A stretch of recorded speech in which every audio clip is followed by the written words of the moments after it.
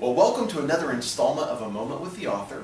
Today we're excited to be joined by Kim Abernethy, who has some exciting tales to tell in two different books. Her first book, In This Place, and her second book, In Every Place. Kim, tell us a little bit about your first book, In This Place, and your early years as a missionary in Liberia. Correct. Tell us a little bit of background of how you got prepared for that and maybe some of your adventures while you were there. Prepared from the mission field? Yeah. There's really no preparation for mission field. I mean, we went to Bible college. I met my husband at Piedmont. It's Piedmont International University in what's in Salem now. Oh, wow. That's where we met. We were both in the missions program. But as I say in the book several times, there's some things you just aren't prepared for, other than just knowing that you've got a call on you from God to go and do something and make a difference in lives of people that you've never met, places you've never been.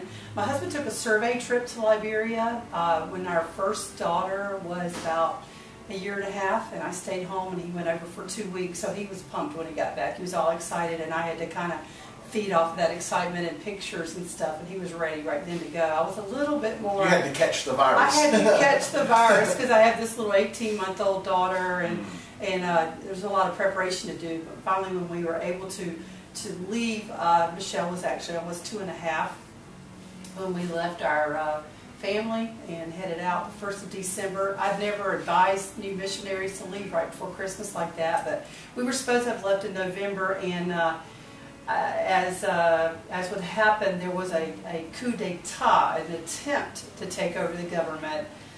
The morning we were supposed to leave in November, so we had to stop and postpone that for 3 weeks. So we did leave in December before Christmas, and it was crazy. Well, that lets you know you're digging in your heels, and you have to know you've heard from God in a case like that. That's what we had to hold on to that first Christmas. We had nothing but an inflatable Christmas tree, one that you blow up, that was about 4 feet high, that Mom had put in our container. That was our Christmas, our first year. So in order to bring my family into what was going on, just the craziness of cultural, I call them cultural collisions, from an American woman, I was 27 at the time, I started journals. I'm a journalism major, and I started writing journals on the IBM Selectric typewriters. If people don't know what typewriters are, my pastor asked me that when I said that, what's typewriter? And you know, it's just, it was electric, but we only had electricity at night from 6 to 9 p.m. It was a generator. But I actually typed out those journals and kept them the whole time. And from them, my parents kept the journals over the year. They kept them in a file. And I always do that. I'd probably write the story, but when my mom gave me the folder, she wrapped it up in a bow and gave me the folder about 8 years ago of both stories, of the whole foreign mission story, that I'd kept prayer letters, personal letters, and journals. Wow. And said, now you need to write this. And I was like, okay. So these books are basically taken from your journals? These are memoirs. I wouldn't necessarily call it an autobiography. And memoirs, pretty much the same. It's very personal. It's very personal to my struggles, even though I do go into a lot. There's a lot of family interaction there with my husband and I. Struggles that I had with where my place was in missions, even on the field. Okay, I got to Liberia. We lived in a jungle town 180 miles from the capital city of Monrovia. But what then? It wasn't as glamorous as I thought. And when we got there, because I was basically still taking care of my babies, I actually had a baby there 11 months later after we got there. I wouldn't advise that either. But I wanted Michelle to have a little sibling, and we had a baby right there with African midwives. It was actually my best delivery, best birth ever. She's a chapter 12 baby in this place. Her name is Stephanie.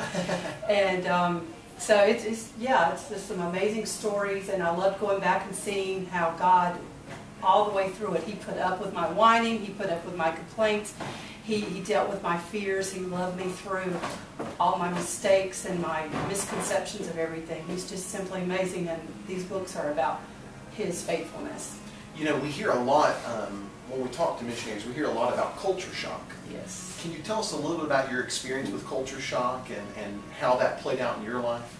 The first one was when we first got out of the airplane. It was a Cessna 180. My husband was a bush pilot. He wasn't flying that day, but Michelle's 2.5, redheaded girl in the middle of the jungle, so everybody wanted to touch her hair. Red was just it. So we got out, everybody's going around, and my husband forgot to tell me that little on the large side I am, and that fat was actually a sign of success and progress and God's blessings. So I had African women, only the women, touching me everywhere, thanking God for Teacher Jeff's fat wife, and they were dancing around me, thanking God for my fatness. That was the first culture shock. When we first stepped out of the plane in Tapita, where we were going to minister, and needless to say, I didn't even want to go to my house. I wanted to get back on the plane and go home to Mama. I would imagine so. That's culture shock. That is, and later when we got to the house and I was sniffling and, you know, licking my wounds, he was like, "I'm really sorry, I forgot to tell you about that." Wow. There were so many different culture shocks. Communication with, we had Liberian guys and girls from the Bible school that helped us in our home. It's a way to give them a job and help us to acclimate into their culture. But communicating with them, one time I had a 25-pound bag of sugar, 25-pound bag of flour, and 10-pound bag of brown sugar, and we had these huge Tupperware containers, really, really big ones. And I had the guy, Paul, his name was Paul, and I told him to put them into the containers. That evening I came to do supper, and I was going to make biscuits or something. I came and I looked, and he had beautifully layered the sugar, brown sugar, flour, sugar, brown sugar, flour in the containers. I did not clarify with him, and so he was trying to make it pretty and be creative, and that was another one of those. Now I laugh, but I cried my eyes out that night.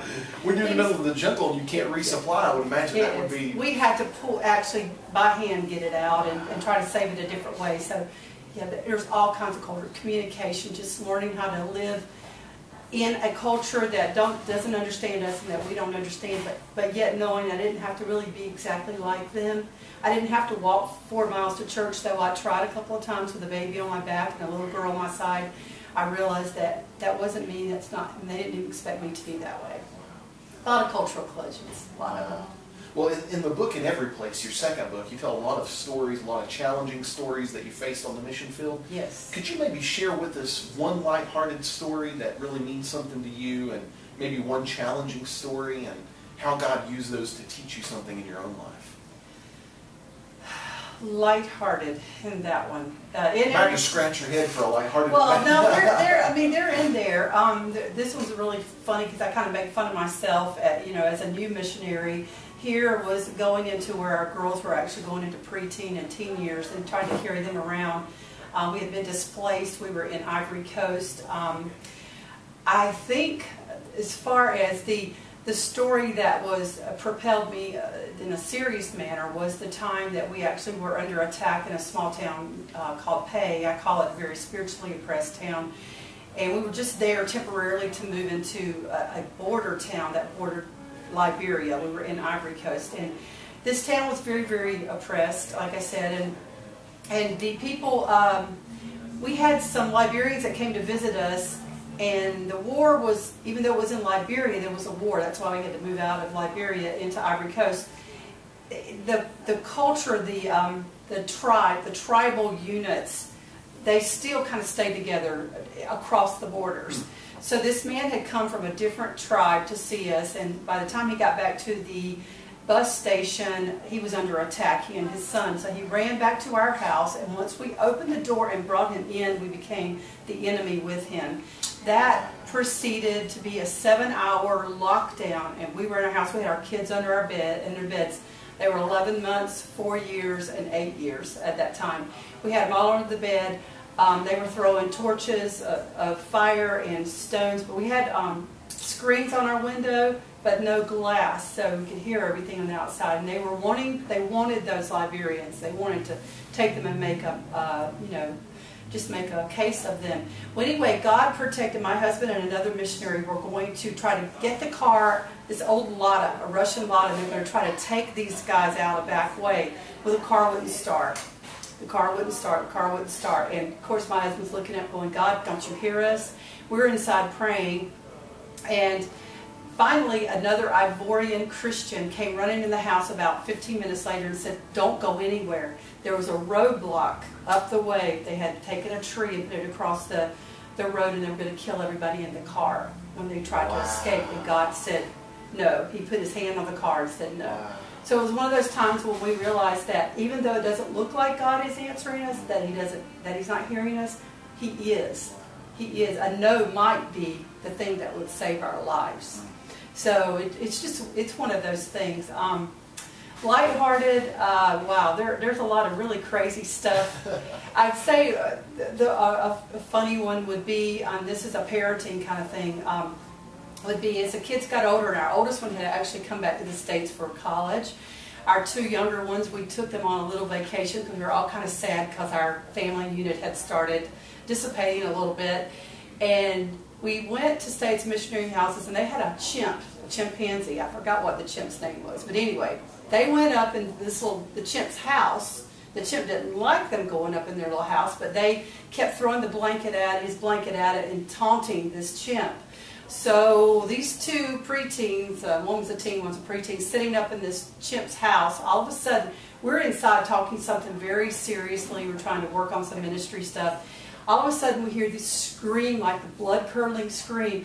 And if you're a parent, that kind of scream, you know that somebody's had an arm taken off, or there's a dagger. The back of your neck something. It is. It's like the adrenals just go crazy. So we go running out, and all that basically had happened was the chimp had enough, climbed up the ladder into his house, and they said they were sitting there, and all of a sudden they saw these eyes, and they said they were eyes of red, glowing red. You know, kids and imaginations. And this chimp started coming. There was nowhere for them to go. And so the older daughter was pushing her little sister forward as a sacrifice. And that's where that came from. So missionary kids have a lot of fun. They didn't understand us not being amused by that or being even upset by that. It was more us getting our breath, and they can act it out today what we look like. A lot of stories with our kids, especially that book as they're getting older, a lot of struggles of our older daughter not wanting to go back with us the second time we went back, our daughter last time. I had a brother that passed away in this second book, and I'm the only other sibling, and how I had to leave my parents at 3 weeks after his death and go back for the last time. And of course the evacuation, we have a evacuation because of Civil War in both books, and but God's faithfulness has been something. So there's laughing and crying, laughing and crying, laughing and crying. You do a little bit of both. That's life though, that is life, isn't it? That's pretty emblematic of life. I'm pretty candid about it all in there. Yeah, that's great. In wrapping up, if you could share some nuggets of wisdom from your time on the missionary field with maybe it's someone who was considering going into missions, or someone that had just gotten on the mission field, if there was one thing that you could get across to them, what would it be? Don't be so hard on yourself. Don't have unrealistic expectations on yourself as you're going into a culture that you completely don't understand, and think that you're going to get it all right in the first year or even the first few years. Oh my goodness, we were in Africa or Jamaica actually for a little time for almost 20 years, and we learned something every single year. So I don't take yourself so seriously. Get over yourself to the point where you can just learn from others, laugh, have a sense of humor, laugh about your mistakes, and ask a lot of questions and just observe. And don't be afraid to get in and just listen and ask questions to the nationals, to the people that you're working with, and just don't take yourself so seriously. Yeah. Got to do that anywhere. That's great. I think you have to do that no matter what stage of life you're in or what your calling is. I think so. Good stuff. Kim, thanks so much for joining us. Thank you. Folks, the books are In This Place, the first book by Kim Abernethy, and then the second is In Every Place. We'll have both of these on our website at cornerstoneboone.com. Stop by and pick up one of these today. Thanks so much.